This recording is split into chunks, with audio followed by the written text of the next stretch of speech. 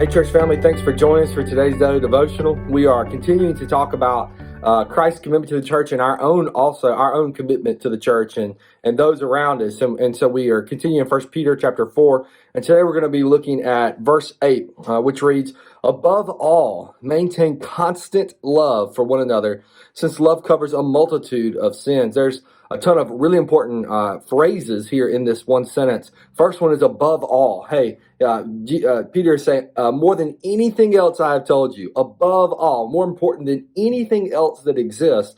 When we see that phrase above all, we know that he's about to give us something that is extremely important for us as believers and how we function and how we move in the world around us. So when he says above all, we know that we have to put a lot of credence, we have to put a lot of importance on that next phrase that he's going to say. So he says above all, he says maintain constant love for one another, since love covers a multitude of sins.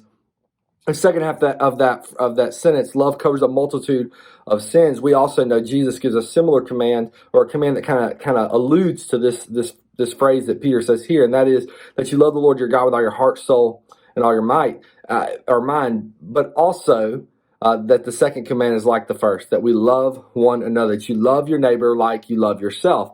So love is extremely important. Jesus preaches that throughout his ministry, and Paul, Peter, James, all throughout the New Testament, we see the apostles, we see the disciples preach and write about the same thing, that love is extremely important, that if we act with love in the world around us, that we will protect ourselves from sin, that we will, and as Peter says, cover a multitude of sins, that if we approach things with love, approach others with love, we're going to help keep ourselves from sin. But what is this love he's talking about? Constant love for one another. This is love that's more than just something that is in word alone. This constant love is a love that really stretches us, a love that's truly sacrificial, that's hard work. We have to constantly love. I mean, think about what that means to constantly do something without ever stopping. Even the thought of that could be exhausting. There's very little that we do as humans without stopping. We breathe without stopping. Our brain is working without stopping, even though sometimes we may disagree with that. Our heart beats without stopping. Outside of that, there's not a whole lot that we do that continues without stopping. But Peter says that we need to constantly love one another.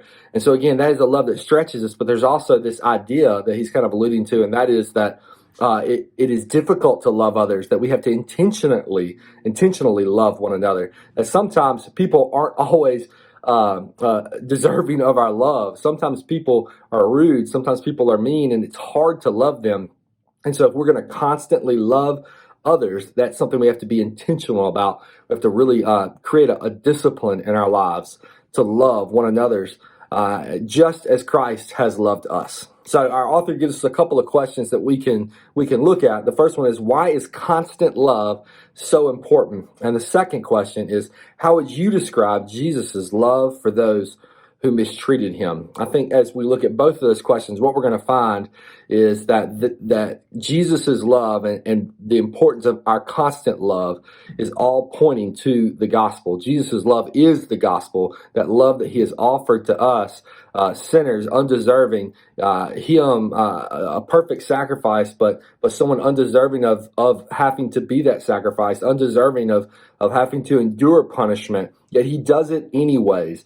Man, that is a picture of the gospel. And why is constant love so important?